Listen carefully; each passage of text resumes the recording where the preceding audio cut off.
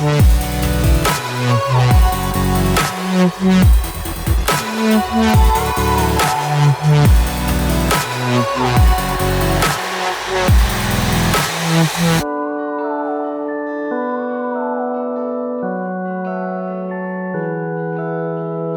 intenção hoje era mostrar mais um ponto turístico aqui da nossa Blumenau, só que amanheceu chovendo, a gente resolveu gravar aqui no nosso cenário. Mas não tem problema, né, gente? Faça sol, faça chuva, a gente está aqui com vocês todas as semanas para mostrar conteúdos de qualidade. Hoje, Caio Fontinelli, depois de algum tempo, volta para o programa e com um prato super saboroso. Ele vai preparar um talharim com queijo brie, nozes e espinafre. Uma delícia, né? Acompanhe o passo a passo. E Cris Graff, no quadro Pais e Filhos, conversa com a famosa jornalista e escritora Ana Cardoso. Elas batem um papo super descontraído, falam sobre maternidade, sobre família, sobre o último livro da Ana, A Mamãe é Punk. Conversam também sobre o futuro dos jovens, dos adolescentes no mercado de trabalho. E tem também, por último, uma matéria com a nutricionista Elose Carneiro. Ela vai falar sobre os benefícios da lentilha. Tudo isso você vai assistir hoje aqui no programa Eu e Você. Eu começo o programa de hoje com gastronomia. Quem vai preparar para a gente um delicioso fettuccine com queijo brie e nozes é o querido Caio Fontinelli. Acompanhe aí o passo a passo.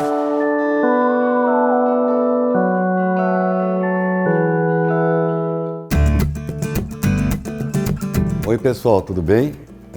Tô aqui de volta, conforme prometido. Estava devendo uma receita de brie. Não sei se vocês lembram da nossa visita na queijaria lá em Pomerode, onde eles mostraram todo o processo produtivo do brie. E hoje a gente vai fazer um prato aqui para a gente comer no inverno, super gostoso e fácil. O brie, ele é um queijo super versátil e muitas pessoas só têm o costume de comê-lo aquecido com uma geleia ou ele mesmo frio acompanhando um vinho, mas são poucas as receitas que realmente incorporam brie. Hoje a gente vai fazer aqui uma massa. Eu tenho aqui uma massinha fresca aqui que é feita no restaurante. Eu tenho espinafre, tenho nozes, o queijo brie, é claro, e um pouquinho de bacon. Nós vamos fazer uma massa super rápida e super reconfortante aí para o inverno.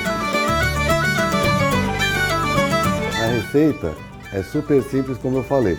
Eu tenho aqui uma massinha fresca que a gente pode colocá-la para cozinhar já no início da receita. Nós vamos refogar a cebola com o espinafre, deixar murchar um pouquinho. Eu vou acrescentar um pouco de... um bechamel, é um molho branco ralinho, que é só para ter um pouco mais de molho no prato. Um prato de massa é gostoso quando ele tem mais molho. Então eu vou complementar o brie com um pouco de molho branco, que ele não aparece tanto.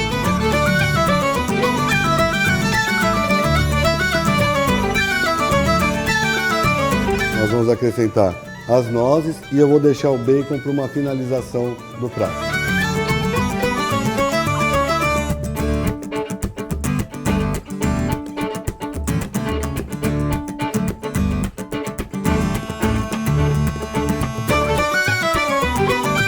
Pessoal, vocês viram como é fácil e rápido fazer esse prato? Além de super gostoso, o queijo brie ele é cheio de aromas e lembra um pouco as nozes que são reforçadas aqui no prato. Vai muito bem num dia frio de inverno e para acompanhar um vinho tinto. Eu gosto muito de um Pinot Noir que vai ter algumas frutas, mas é um vinho leve que não vai encobrir o prato. Para esse inverno a sugestão é aí um macarrão com brie, espinafre, nozes e bacon.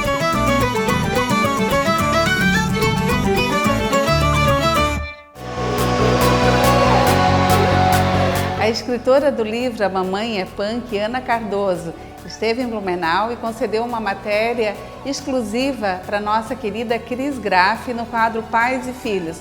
Olha só que papo legal que rolou.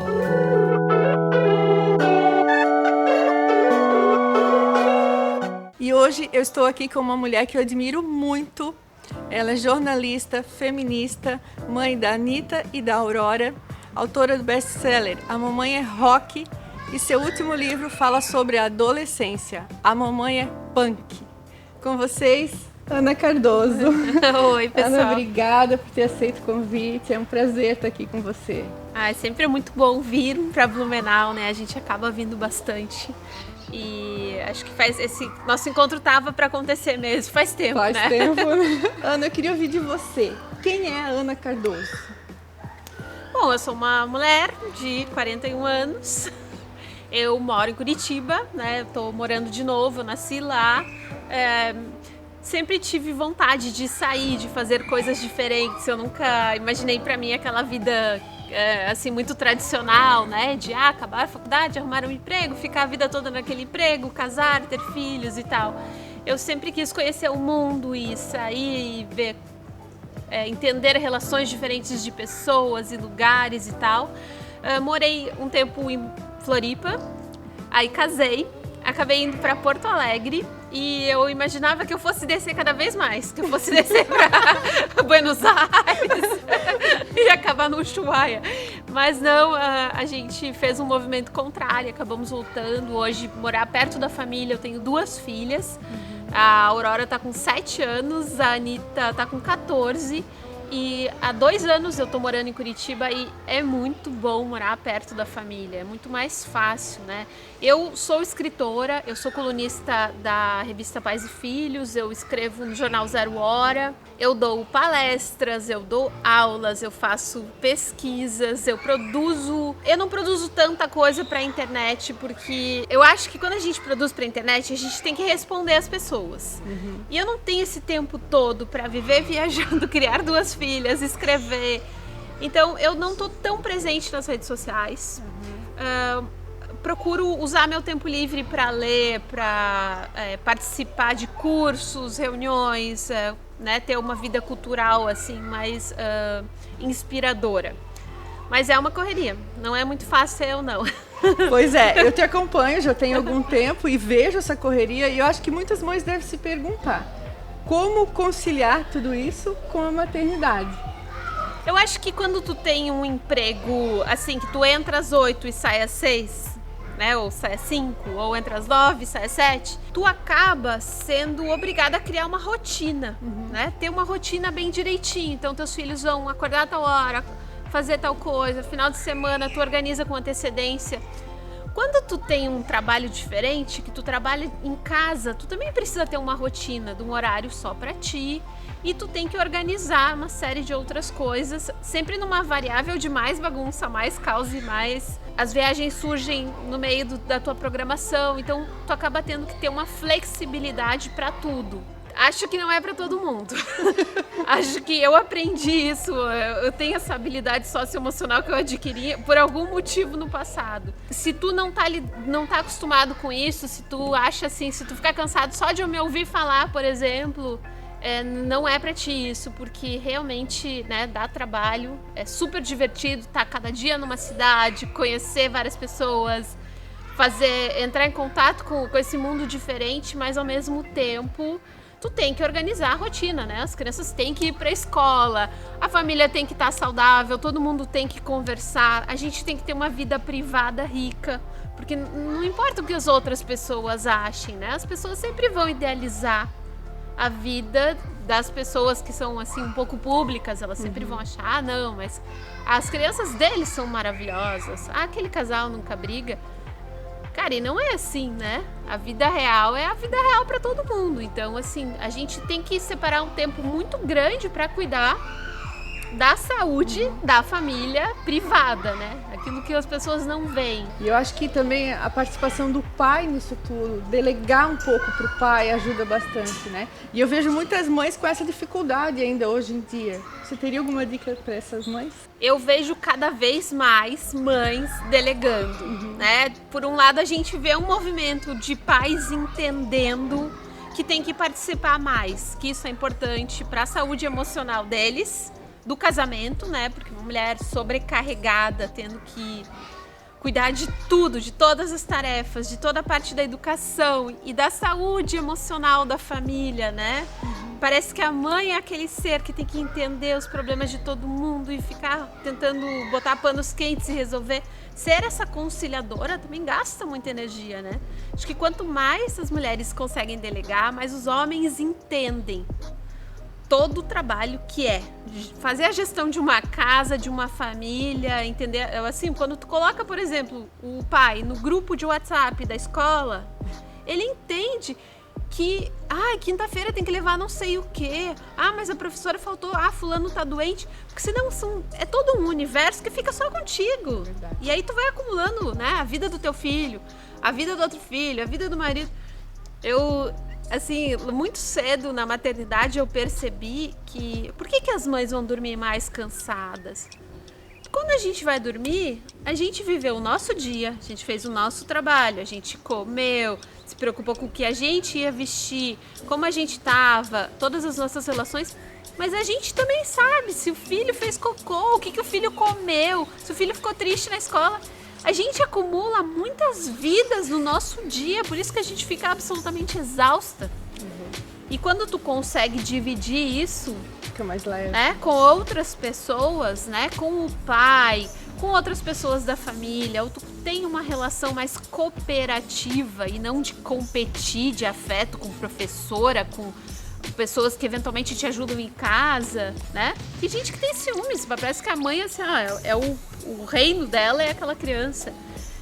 E aí fica muito pesado, né? Então, assim, eu acho que é muito importante isso. Eu vejo cada vez mais pais buscando filhos na escola, participando de reuniões.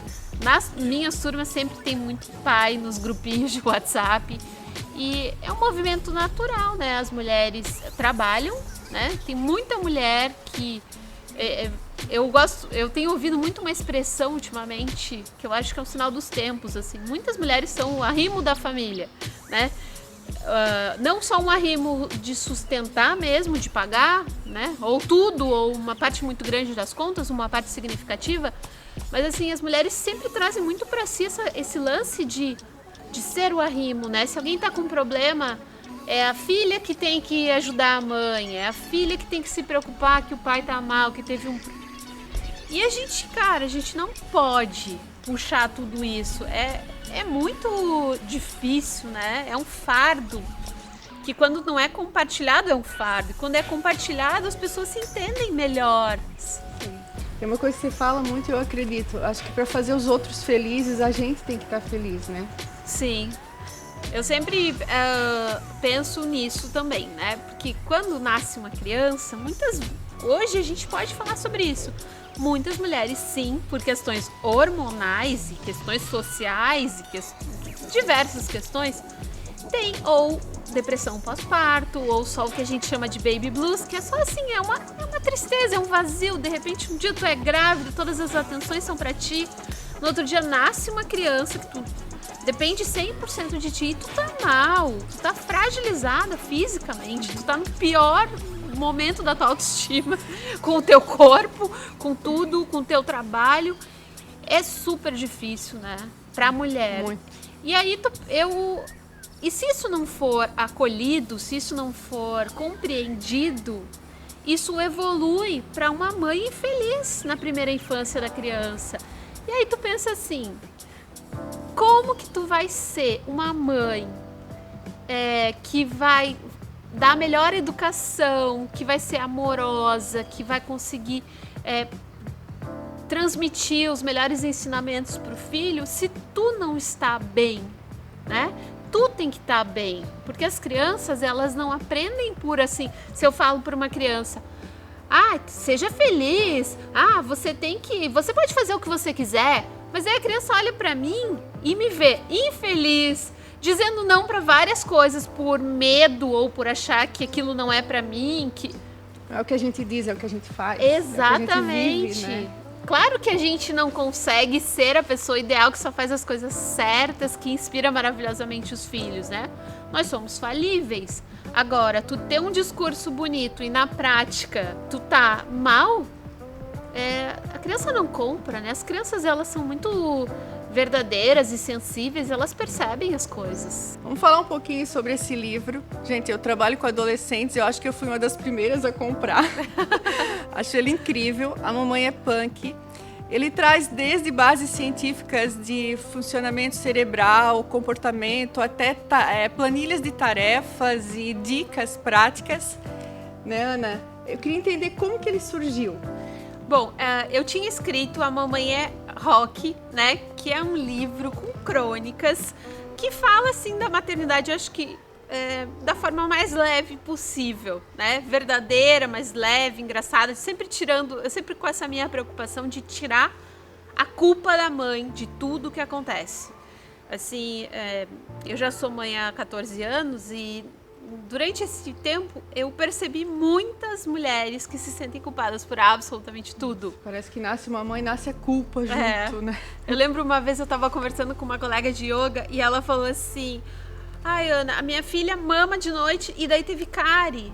Ai, eu me senti tão mal. E eu pensei assim, poxa, se tu amamenta, tu se sente culpada porque ela... Assim, a culpa não é dessa mãe, entende? Ela podia acordar a criança, escovar os dentes, mas assim, tem coisas que estão além, sabe? Ela tá dando o melhor dela, ela tá amamentando no meio da noite, então assim, parece que não tem como acertar, né? E aí eu fiz esse livro totalmente despretensioso, né? A Mamãe é Rock, e as pessoas se identificaram muito, né? Foi um livro que vendeu muito bem e teve uma repercussão muito positiva.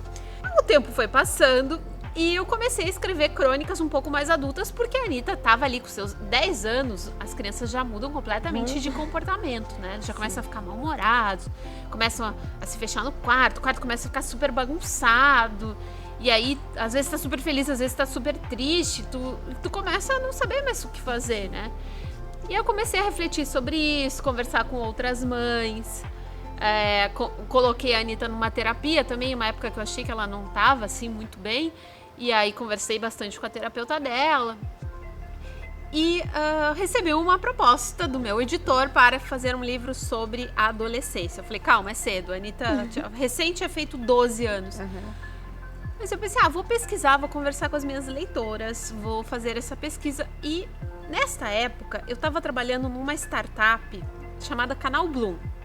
É um aplicativo que tem uma série de tutoriais que fala muito sobre educação socioemocional.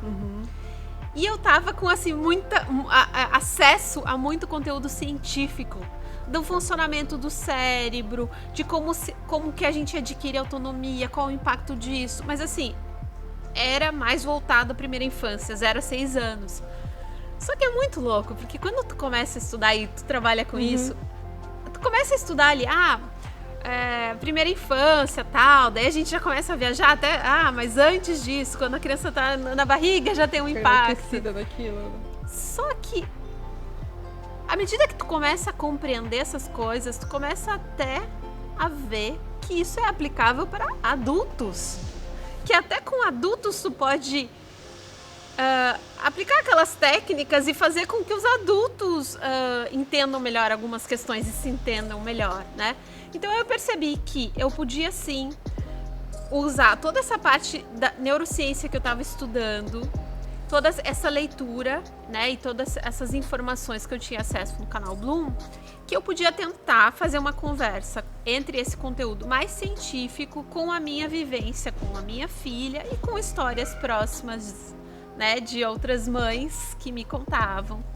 E aí eu fiz esse livro, né? Esse livro ele não é um guia, mas ele é um livro que eu acho que quem tem um filho adolescente ou um filho que vai entrar na pré-adolescência, ele é um livro que já te dá um olhar mais amoroso e compreensivo e que eventualmente vai mudar a tua forma de conversar e se relacionar, porque a gente não quer que o filho adolescente se afaste da gente. Sim. Essa geração agora não tem nada a ver com a minha geração. Eu era uma adolescente, né? Aprontava, óbvio. Mas assim, é tão diferente, porque a nossa geração ela não foi super protegida. Não. Então assim, com 12 anos eu já pegava ônibus sozinha. A gente não tinha celular. Então tu falava pra tua mãe que tu ia em tal lugar, e na real, tu podia fazer qualquer coisa. Não tinha rede social. os pais não sabiam o que as crianças faziam. Agora, gente, por favor, a gente consegue monitorar cada respiro da criança. Então, assim, por um lado, isso deveria nos deixar seguros, mas não, porque a gente cria pessoas totalmente inseguras, que não têm nenhuma autonomia, então elas são frágeis, elas não têm aquele jogo de cintura que a gente tinha com a idade deles. Eles são mais maduros para algumas coisas, mas eles são os bebês para outras coisas. Então não dá pra gente usar com nossos filhos as ferramentas que os nossos pais usaram com a gente. Eram outras gerações. Que a gente tem que Mudou muito, né? Ana, e hoje você vive na prática a educação, a criação de uma adolescente que é a Anitta, né? Sim. Quais são tuas maiores preocupações? Bom, primeiro é a preocupação da felicidade, né? Que eu acho que todo mundo se preocupa que se os filhos vão ser felizes. E não é fácil, né? E segundo, o que ela vai fazer no futuro? Eu acho que não tem quem não se pergunte hoje em dia como que vai ser o nosso trabalho e o que nossos filhos vão fazer. Eu não sou aquela mãe que fala assim, o que tu quer ser, o que tu vai fazer na faculdade. Faculdade é uma palavra que acho que nunca nem se ouviu lá em casa. Mas assim, a gente nota que ela gosta de algumas coisas e ela vai para aquele lado. Desenho, arquitetura, design, ela passa o tempo todo pintando. E muito movida por essas angústias, eu tenho pesquisado, né? Eu sou socióloga, eu já trabalho, desde o meu mestrado, eu sempre me envolvi com grupos de transformação no mundo do trabalho. E agora eu estou fazendo uma pesquisa até com um pessoal aqui de Blumenau, mas a gente está fazendo uma pesquisa no mundo todo, que é sobre o futuro do trabalho, mas na verdade é o presente do trabalho. Que a gente não tá falando assim, no futuro vai ter só robô, isso, carro autônomo, pá. Não. A gente está conversando com pessoas das mais diversas profissões para entender o que já está mudando em cada área.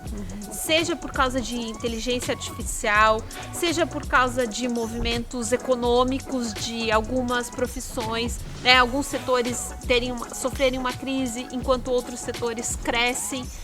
Então, assim, eu tô entendendo o que está acontecendo e mapeando algumas tendências que eu vejo que perpassam todas as áreas, muito com foco em pensar o futuro das crianças, né? Não só meu trabalho, mas o futuro delas também.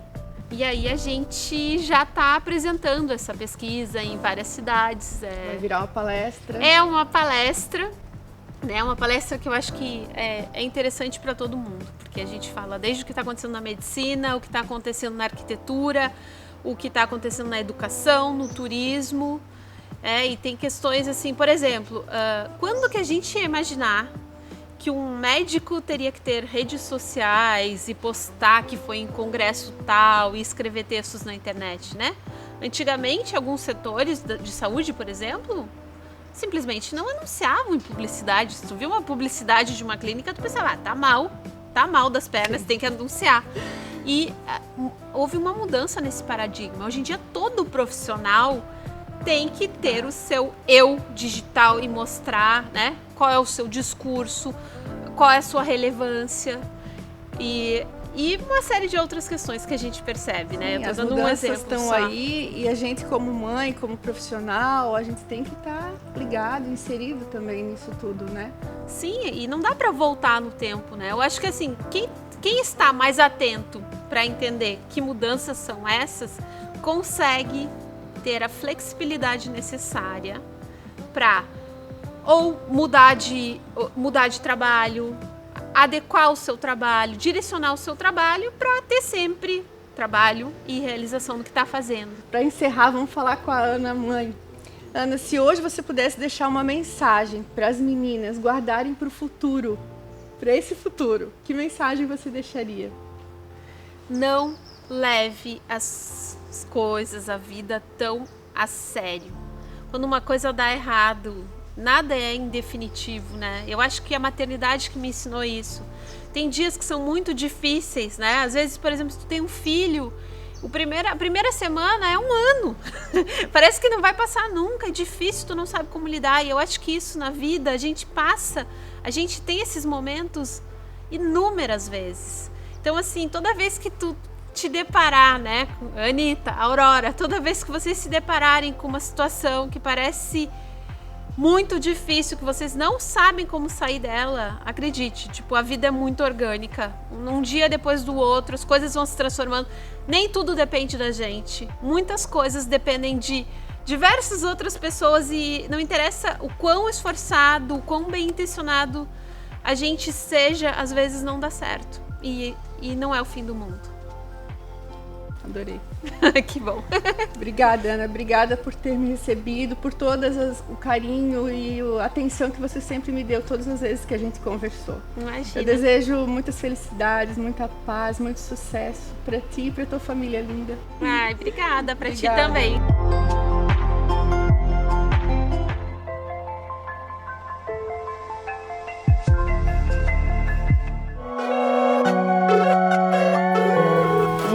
Uma lentilha quentinha nesse friozinho vai muito bem, né?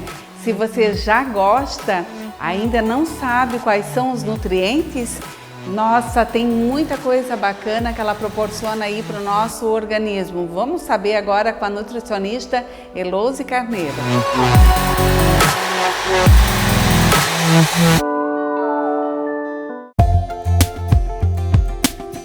A dica nutricional de hoje é que você inclua a lentilha na sua alimentação. Assim como o feijão, ela é da família das leguminosas, reconhecida pela sua qualidade nutricional, com bons carboidratos, proteínas de origem vegetal e fibra alimentar. Comparada com o feijão, ela tem um pouquinho menos de calorias, tem uma quantidade de 2 gramas por porção a mais de proteínas, quase o dobro de fibras alimentares e uma quantidade um pouquinho maior também de ferro e ácido fólico. Essas fibras elas são responsáveis na saciedade, no melhoramento do funcionamento do intestino e também na redução da absorção de gordura e açúcar da dieta, sendo aí um aliado aí nos tratamentos de doenças e prevenção, né, como obesidade, câncer e diabetes. O modo de preparo ele é muito importante. Como as leguminosas têm fatores antinutricionais e formadores de gases, os estudos recomendam que você deixe de molho de 12 a 24 horas, descarte essa água e cozinhe numa nova água. Você pode incluir a lentilha em saladas frias, em sopas, cremes ou fazer como feijão. Quando você varia e inclui novos alimentos na sua alimentação, você tem variedade, equilíbrio nutricional e a sua saúde agradece.